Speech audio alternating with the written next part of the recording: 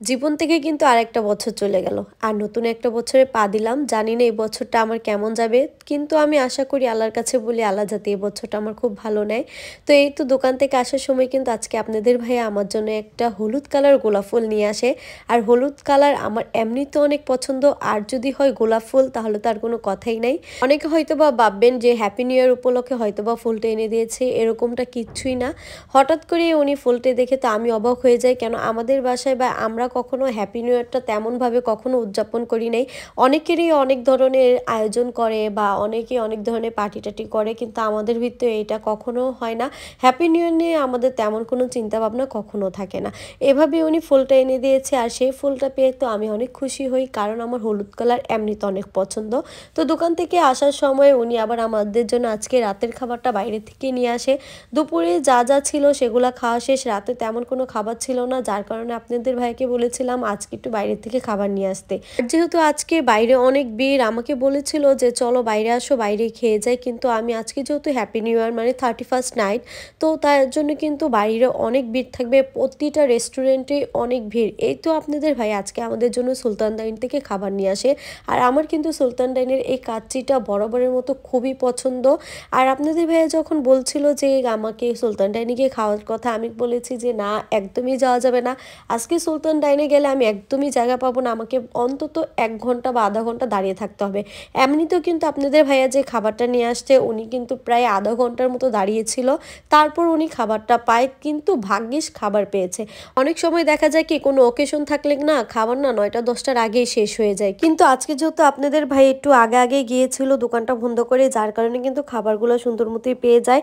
আর এখানে আমি একটু সালাদ কেটে নিচ্ছিলাম, যেহেতু ওনারা অল্প একটু সালাদ দিয়েছে আর সেটা দিয়ে আমাদের খাওয়া একদমই হবে না, তাই এখানে আমি একটু সালাদ কেটে নিচ্ছিলাম। আর এগুলো আমি একটু কুচি কুচি করে নিয়েছি। কুচি সালাদটা খেতে কিন্তু অনেক মজা লাগে।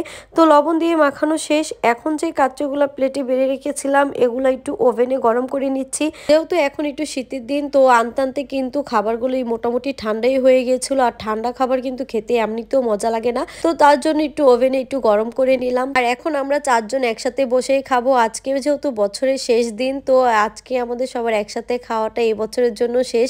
তো সবাই একসাথে বসেই খাচ্ছিলাম, তার জন্য নিচে ফ্লোরে বসেই খাচ্ছি আজকে। আর এখানে তাসমিদা তাসনু 2 ভাই বোনও আমাদের সাথে বসেই খাচ্ছিল। আমার মেয়েটা এখন থেকে টুকটাক করে একটু খাওয়া শিখছে, মানে সে খাক আর না খাক একটা প্লেট নিয়ে সুন্দর বসে পড়ে খাওয়ার জন্য।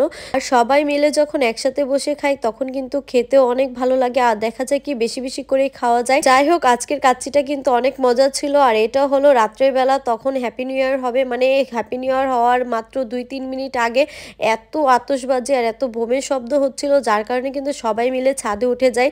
যখন 12টা বেজে যায় তখন দেখি পুরোটা আকাশ একদম লাল হয়ে যাচ্ছিল, সব জায়গায় বোম ফোটাচ্ছিল, আর ঘরে তো কোনো রকম ভাবে থাকা যাচ্ছিল না, এত শব্দ হচ্ছিল। আমি তো মনে করেছিলাম যে এবছর হয়তো বা আতশবাজি বা কোনো বোম টোম ফোটানো হবে না, কিন্তু না, দেখি অন্য 2 বছরের তুলনায় একটু কম হলো, কিন্তু তারপরেও ফোটানো হয়েছে। আর তাসমিদ আর তাসনুরও কিন্তু ছাদে চলে আসে, মানে ওদের কাছে তো অনেক ভালো লাগছিল, 2 ভাই বোন তো পুরোই নাচানাচি করছিল। তো আশেপাশে সব বাড়ির ছাদে যেরকম মানুষ দিয়ে পুরো ভরা, সবাই এরকম আতশবাজি ফুটাচ্ছে, গান বাজাচ্ছে, মানে সব মিলেই কিন্তু 10-15 মিনিট আমরা ছাদে ছিলাম, আর অনেক ভালো লাগলো। সেই সাথে কিন্তু আজকে মোটামুটি একটু শীতও পড়েছিল। যাই হোক, আজকের মতো ভিডিওটা এখানে শেষ করছি। সবাই ভালো থাকবেন, আমাদের জন্য দোয়া রাখবেন, এই বছরটা যাতে সুন্দর আর সুস্থভাবে কাটাতে পারি। আল্লাহ হাফেজ।